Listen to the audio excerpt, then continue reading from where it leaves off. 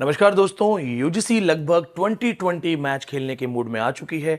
एक नई इंफॉर्मेशन आई और नई इंफॉर्मेशन है उन कैंडिडेट्स के लिए जिनका पीएचडी हो चुका है लेकिन या तो नेट एग्जाम नहीं हो पा रहा है क्वालिफाई या अभी तक नेट अटेम्प्ट नहीं किया है। देखा जाए तो ये खुशखबरी भी है क्योंकि बहुत सारे स्टूडेंट्स ऐसे हैं जिन्होंने बहुत कोशिश की नेट क्वालिफाई करने की, लेकिन कई बार मैथ्स अच्छा नहीं है, रीजनिंग अच्छा नहीं है, या कई बार उन्हें इतना समय नहीं मिलता कि वो प्रॉपर पढ़ाई कर सके, तैयारी कर सकें, परिवार संभालना है, नौकरियां करनी है। ऐसे बहुत सारे स्टूडेंट हैं जो जेन्युइनली नेट क्वालिफाई करना डिजर्व करते हैं लेकिन कर नहीं पा रहे।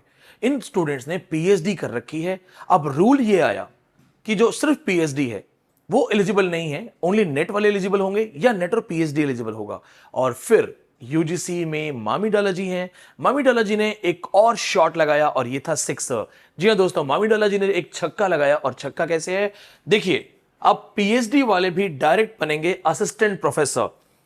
कल इंफॉर्मेशन आई और बहुत सारे यूट्यूबर्स, मैं, मेरे और जितने भी यूट्यूबर साथी हैं, हम सब ने ये इंफॉर्मेशन आपके साथ शेयर की कि जो नेट क्वालिफाइड स्टूडेंट थे, जो नेट क्वालिफाई करने के बाद, जेआरएफ करने के बाद कोई नौकरी या किसी भी तरीके से किसी भी इनकम के हकदार नहीं होते थे, उन्हें फिर एक नए भंवर जाल में फंसना पड़ता था। और वो नया भंवर जाल था पीएचडी का, कि पीएचडी करो, उसके बाद आपका एक एपीआई स्कोर बनेगा और आपका इंटरव्यू होगा।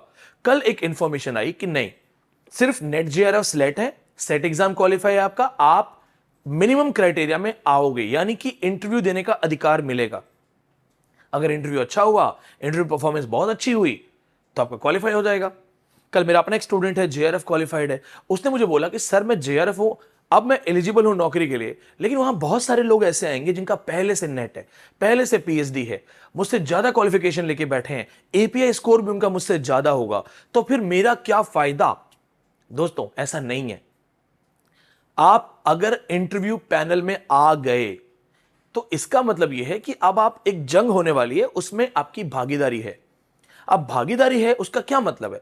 अब उम्मीद करते हैं, एक बात सोचिए, आपने इंटरव्यू दिया, बहुत अच्छा इंटरव्यू दिया, लेकिन आपके अलावा जो नेट है, पीएचडी है, 5 पेपर पब्लिश करके आए, पर बोलने में अच्छा नहीं है, इंटरव्यू में अच्छा नहीं बोल पाया, या इंटरव्यू में सारे सवालों के जवाब नहीं दे पाया, तो किसका सिलेक्शन होगा?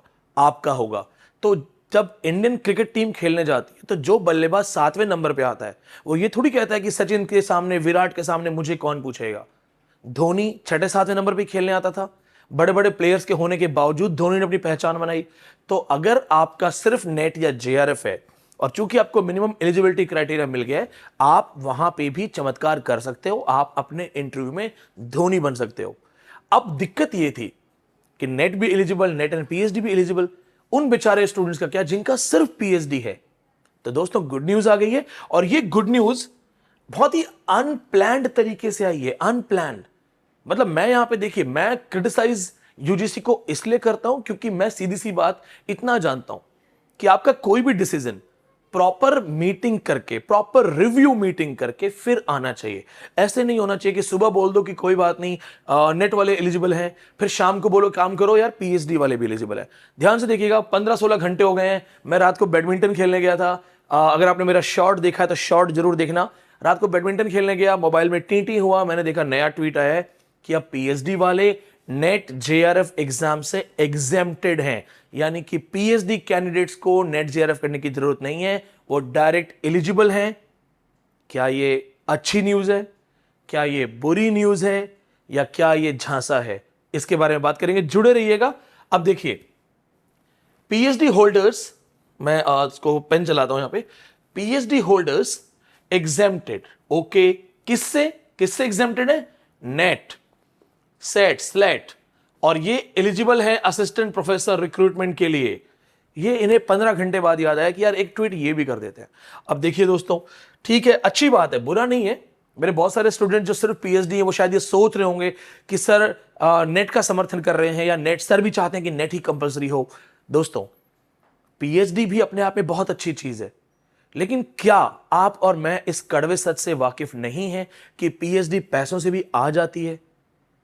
मैंने अपने दिल्ली यूनिवर्सिटी के करियर में 3 साल में इतने दोस्त बन गए मेरे एडहॉक प्रोफेसर्स, हम लोग इंटरव्यूज में जाते थे, एक एक सीट पे मैंने 150 लोगों को देखा है, न जाने कितनों से बात की, कितने लोगों की डीयू, जेएनयू, ऑक्सफोर्ड, पीएचडी थी, और कितने लोगों की वो वाली पीएचडी थी जिनका मैं नाम भी नहीं ले सकता, कौन कौन सी यूनिवर्सिटी से थी, कितना कितना अमाउंट देके किया होगा वो भी पता है मुझे।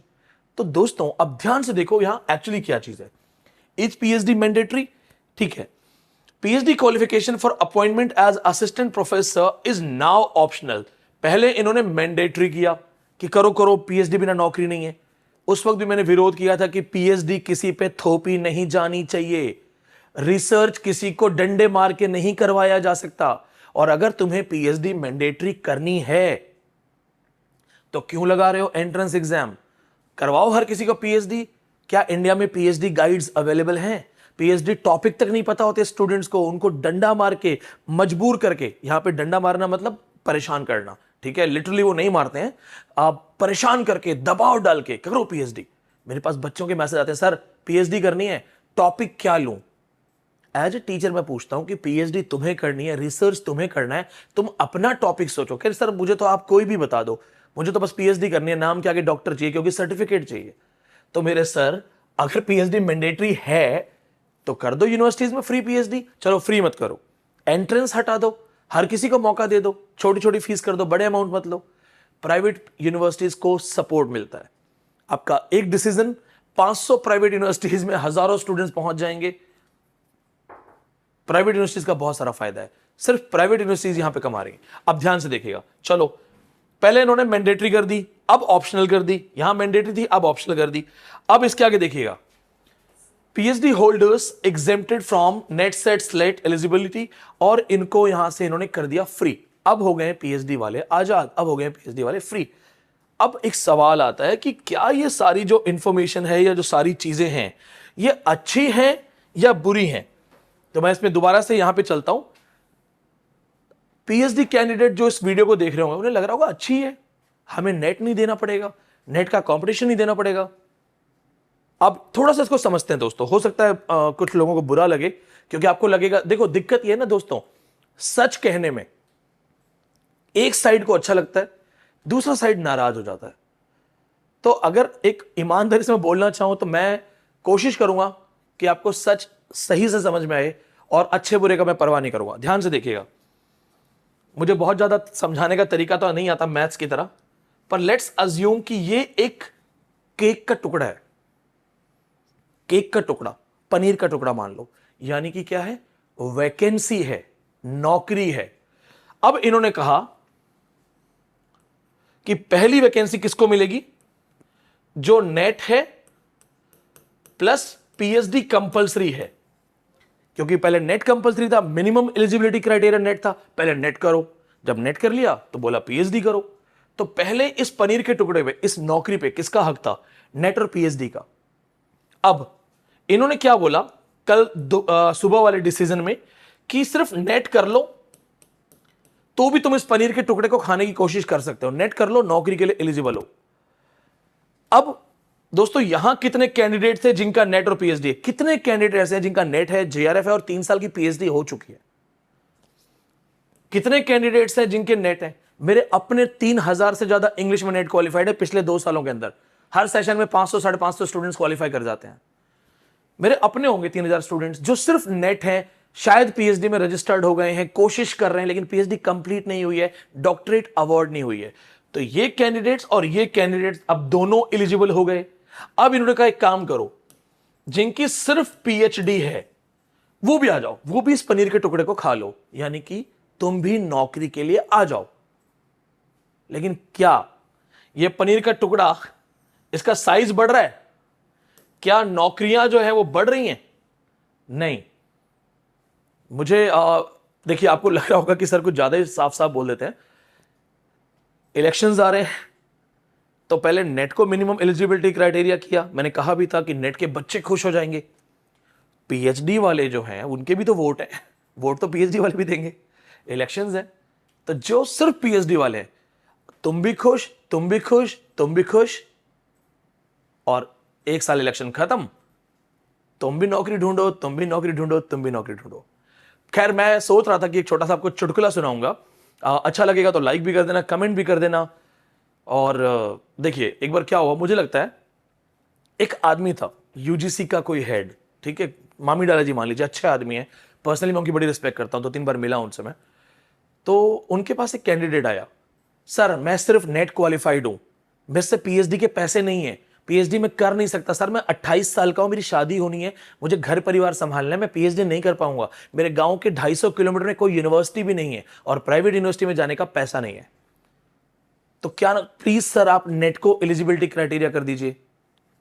बात तो आपकी ठीक है, ये सर ने कहा। दूसरा आया, सर मैं पीएचडी हूं क्योंकि नेट मुझसे हो नहीं पा रहा था, बहुत सारी जिम्मेदारियां थी, पढ़ाई का मौका नहीं मिलता था, नौकरी भी करनी थी, शादी है, बच्चे हैं, परिवार संभालना है, प्लीज सर पीएचडी वाले को भी आप फ्री कर दीजिए नेट से। बात तो आपकी भी ठीक है।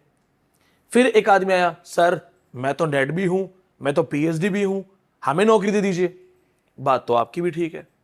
और फिर आया विनीत पांडे। विनीत पांडे ने बोला, सर नौकरियां इतनी हैं और आप सबको प्रॉमिस कर रहे हो, तू भी नौकरी ले, तू भी नौकरी की लाइन में लग, तू भी नौकरी की लाइन में लग, कर क्या रहे हो। उन्होंने कहा बात तो आपकी भी ठीक है। तो दोस्तों इस वीडियो को समाप्त करने से पहले इतना कहना चाहूंगा, कड़वा सच है, सीधी बात बोलूंगा, शायद समझ में आ जाए तो आ जाए। जिंदगी जंग है, लड़ाई है। अगर नेट क्वालिफाइड हो तो पीएचडी पे ध्यान दो, पीएचडी हो तो नेट पे ध्यान दो, क्योंकि दोस्तों ये पनीर का टुकड़ा ना, ये इतना ही है, इतना ही, ये नहीं बढ़ा रहे इसको, नौकरियां नहीं बढ़ रही हैं। तो जिसमें दम होगा और जो दोनों करके बैठा होगा वो कर लेगा कुछ ना कुछ। क्योंकि दोस्तों जब सिलेक्शन होगा तो बहुतों के फोन भी चलते हैं और आप जानते हैं इंडिया में क्या क्या प्रैक्टिसेस होती हैं, किन किन प्रैक्टिसेस से इंडिया में इंटरव्यू में सिलेक्शन होते हैं। तो दोस्तों अगर उन रॉन्ग प्रैक्टिसेस में भी अपनी आइडेंटिटी बनानी है ना, तो हाईली क्वालिफाइड होना पड़ेगा। समय की मांग यही है कि अपने आप को हाईली क्वालिफाइड करना पड़ेगा। अर्जुन जब द्रोणाचार्य के यहां से पढ़ के निकला तो गुरु दक्षिणा में उन्होंने महाराज द्रुपद को अरेस्ट कर लिया, गिरफ्तार कर लिया, दक्षिणा दे दी। द्रोणाचार्य खुद कहते थे अर्जुन बेहतरीन है, अर्जुन बेस्ट है। तो क्या जरूरत थी अर्जुन को इंद्र के पास जाने की, बहुत सारे नए अस्त्र शस्त्र लेने की? क्या जरूरत थी अर्जुन को शिव की तपस्या करके, किरातार्जुनीय में जो कालिदास जी ने बताया कि शिव की तपस्या की और पाशुपति अस्त्र उन्होंने प्राप्त किया? क्या जरूरत थी अर्जुन को 1 साल स्वर्ग की यात्रा करने के लिए और बहुत सारे दिव्यास्त्र अग्निदेव से, वरुण देव से, पवन देव से? क्या जरूरत थी? क्योंकि अर्जुन को पता था कि ये जिंदगी एक महाभारत है और मैं सिर्फ बेस्ट बन के नहीं रह सकता, मुझे बेस्ट ऑफ बेस्ट होना है। न जाने कितने बेस्ट मेरे सामने खड़े होंगे। तो दोस्तों ये एक सिंपल सा मैसेज है, ये आपकी अप्रोच है, ये रहा आपके लिए आपका पनीर का टुकड़ा, आपकी नौकरी। नेट हो तो पीएचडी के पीछे पड़ जाओ, पीएचडी हो तो नेट के पीछे पड़ जाओ। ये मत सोचना कि बस मैं पीएचडी हूं तो मैं तो एग्जाम नहीं दूंगा नेट का, क्योंकि सर इलेक्शंस आ रहे हैं, नोटिस बदलते रहते हैं, सुबह कुछ और ट्वीट होता है, शाम को कुछ और ट्वीट होता है, इलेक्शन आते ही खत्म होते ही एक और ट्वीट आएगा कि now net JRF PhD plus API score is compulsory. तो मेरे दोस्तों काले बादल आ रहे हैं, उन्हें दूर से देख लो और अभी से अपनी छत की मरम्मत करना शुरू कर दो। जय हिंद, जय भारत।